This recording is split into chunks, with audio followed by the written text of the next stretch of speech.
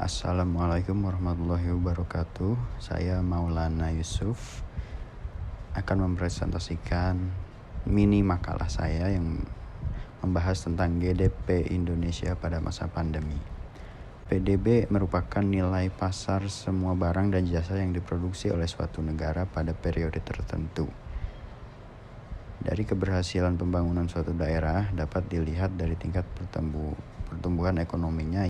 Indikator penting untuk mengetahui kondisi ekonomi di suatu negara dalam suatu periode tertentu ditunjukkan oleh data PDB. Nilai PDB tersebut memberi suatu gambaran bagaimana suatu negara dalam mengolah serta memanfaatkan sumber dayanya yang dimiliki. Permasalahannya adalah pandemi virus COVID-19 ini membuat perekonomian global menjadi terguncang. Salah satunya Indonesia.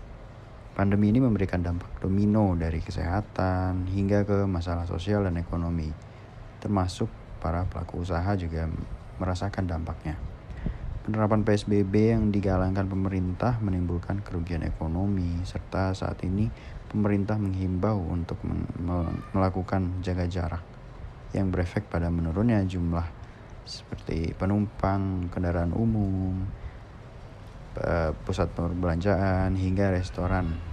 Dengan pembatasan tersebut, pusat perbelanjaan, transportasi umum, bahkan restoran juga menyebabkan berkurangnya pendapatan perusahaan-perusahaan tersebut. Sehingga dengan berkurangnya pendapatan tersebut mengakibatkan perusahaan-perusahaan tersebut melakukan PHK yang menyebabkan turunnya daya beli masyarakat juga, sehingga berpengaruh terhadap berkurangnya PBB. Jadi ini seperti bola salju, semakin lama efeknya semakin besar.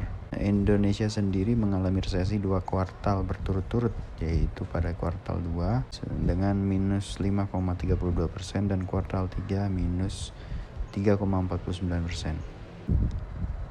Dari data tersebut dapat disimpulkan bahwa sebelum terjadinya pandemi pada tahun 2020 ini, PDB Indonesia cenderung naik pada 4 tahun terakhir, yaitu sekitar 5%. Seperti pada gambar ini. Turunnya PDB disebabkan oleh adanya pandemi yang mengakibatkan daya beli masyarakat turun. Pemerintah pun seharusnya menerapkan social distancing secara ketat dan menyeluruh sejak dari awal adanya pandemi ini. Namun hal tersebut sudah terlambat untuk dilaksanakan, yang jika tetap dilaksanakan akan mengakibatkan turunnya kembali roda perekonomian Indonesia, sehingga PDB akan semakin turun. Yang bisa pemerintah lakukan sekarang adalah mempercepat distribusi vaksin.